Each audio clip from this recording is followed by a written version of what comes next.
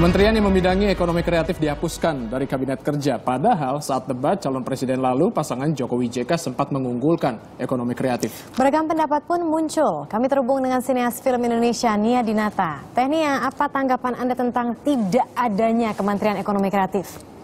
Hai Marisa, tanggapan saya secara personal dan saya sudah mengobrol juga dengan banyak sineas ya yang cukup kita sama-sama sering berkumpul, itu sebenarnya mungkin ada baiknya karena kita semua tahu ya, kita semua mengalami ketika kementerian disatukan dengan pariwisata itu rancu sekali, banyak sekali hal-hal yang tidak efektif jadi ketika mempromosikan film Indonesia di luar negeri misalnya.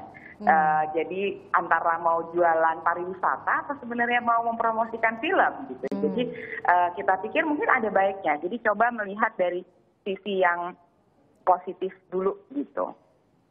Mbak Nia, seberapa besar sih potensi ekonomi kreatif di Indonesia ini?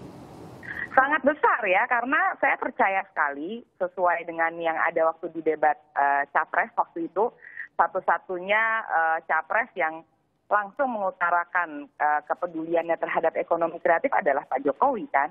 Jadi mungkin memang itu karena saking spesialnya, mungkin itu emang harus dijadikan sebuah cultural policy oleh presiden misalnya, atau dibikin badan ekonomi kreatif karena ini sangat spesifik, sangat beragam sektornya juga, tapi potensinya sangat besar. Jadi memerlukan perhatian yang khusus. Dan kayaknya mungkin kalau badan itu dibentuk, mudah-mudahan tidak terlalu birokratis sifatnya. Jadi memang benar-benar untuk bekerja dan untuk mempromosikan potensi-potensi ekonomi kreatif yang ada di Indonesia. Kalau dalam kementerian kita semua tahu terlalu birokratis jadinya. Oke, jadi nantinya harapannya memang akan ada seperti lembaga independen begitu. Seperti kalau misalnya di dunia ekonomi dan bisnis mungkin BKPM gitu. Itu sudah seberapa matang, Teh Nia? Saya juga masih belum tahu, tapi kita sempat berembuk untuk memberikan rekomendasi dari pelaku ekonomi kreatif dan mudah-mudahan sih seharusnya cukup matang ya apa yang dibutuhkan sebenarnya oleh ekonomi kreatif dan apa potensinya, dan kita tinggal serahkan saja sebenarnya ke Bapak Presiden untuk memikirkan itu sebaiknya dijadikan lembaga independen seperti badan ekonomi kreatif ataupun lembaga kepresidenan khusus yang memang fokus kepada ekonomi kreatif. Saya juga mau bilang bahwa dulu ya kalau misalnya kita lihat zaman Soeharto tuh ada BKKBN, sekarang juga ada kan. Tapi memang zaman itu tuh presidennya sangat fokus untuk menekan populasi Indonesia kan dan menginikan KB. Dan itu sebenarnya setara sama kementerian, tapi sifatnya dia lebih bekerja di lapangan tuh lebih langsung bersentuhan dengan apa kenyataan di lapangan gitu. Sebuah badan misalnya mirip BKKBN itu ngurusin KB, nggak ada hubungannya sama ekonomi kreatif, tapi ini adalah sebuah analogi saja gitu. Baik, solusinya berarti nanti harusnya idealnya akan ada seperti badan independen untuk mengurusi ekonomi kreatif. Terima kasih banyak Teh Nia. Nah, sekarang kita akan beralih lagi ke Istana Negara di mana prosesi foto-foto sedang berlangsung. Sudah siap di sana yaitu Presiden Republik Indonesia ke-7 Joko Widodo beserta dengan Wakil Presiden Yusuf Kala, ditemani oleh Ibu Negara tentunya Ibu Iriana dan juga Ibu Mufidah Kala. Jajaran 34 menteri ya yang sudah bersiap berfoto bersama di sana. Tepat sekali, mereka sedang bersiap-siap tentunya, semuanya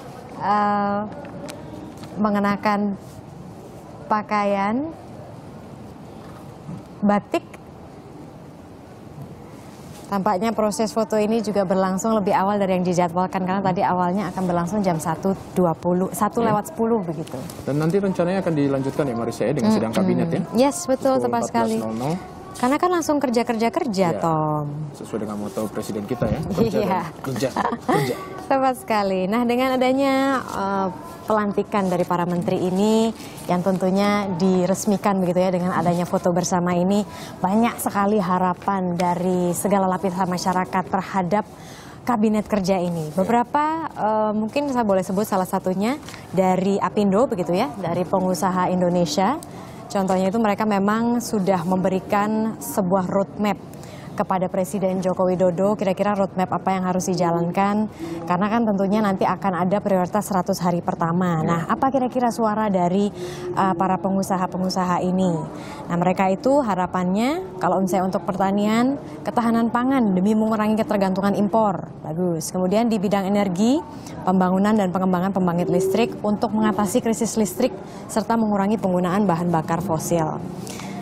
Nah, tentunya ini tampaknya kalau misalnya dari pengusaha ini diwakili oleh pendiri PT Saratoga Investama Sedaya, Sandiaga Uno, sempat diwawancara dia mengatakan bahwa para pengusaha ini menyambut positif dengan posisi Menko Perekonomian itu diisi oleh Sofyan Djalil dan juga Menteri Keuangan itu diisi oleh Bambang Brojonegoro. Karena menurut Sandiaga Uno, mereka ini punya kapasitas dan kompetensi, apalagi tantangan ke depan ini akan besar sekali secara ekonomi. Iya, kalau berbicara tentang Sofyan Djalil, Sofyan Djalil ini juga sebelumnya juga didaulat menjadi Menteri Komunikasi dan Informatika di Kabinet Indonesia Bersatu Jilid 1, yaitu pada Oktober 2004 sampai dengan Mei 2007, dan kembali menjadi Menteri BUMN pada Mei 2007. Yes. Jadi jelas sudah ada pengalaman ya Marisa ya? Sudah ada. Nah, kira-kira apa sih yang menjadi tulang atau apa garis merah dari pemerintahan Jokowi JK dengan kabinet kerjanya ini? Jadi nanti kira-kira yang akan dibicarakan di sidang kabinet pertama ini adalah program Nawacitanya itu, Tom. Jadi ada 9 program Nawacita. Kalau misalnya boleh saya rangkum semuanya itu ya. Yang pertama itu memberikan rasa nyaman kepada seluruh warga negara. Ini terkait dengan politik luar negeri bebas aktif, kemudian ada juga keamanan nasional yang terpercaya, dan juga ada pembangunan pertahanan negara trimatra terpadu yang dilandasi kepentingan nasional. Kemudian ada juga pemerintah yang tentunya bersih, itu wajib, efektif, demokratis, terpercaya. Kemudian nanti pemerintah kabinet kerja ini juga akan memperkuat daerah-daerah dan desa untuk membentuk negara kesatuan tentunya. Dan juga akan ada reformasi sistem penegakan hukum yang bebas korupsi, bermartabat, dan juga terpercaya. Nah, berikutnya kita juga akan hadirkan informasi seputar Presiden Joko Widodo yang telah meminang nama-nama yang mengisi susunan kabinetnya. Ya, dari nama-nama itu beberapa menjadi favorit masyarakat.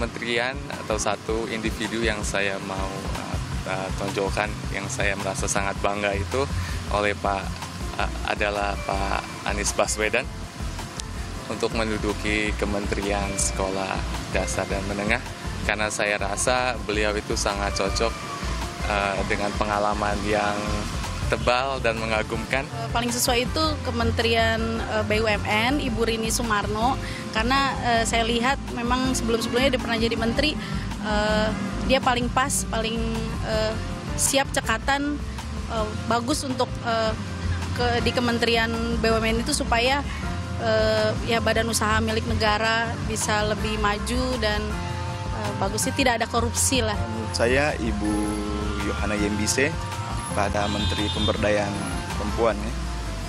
Karena menurut saya dari segi akademis beliau adalah seorang dosen dan juga beliau adalah profesor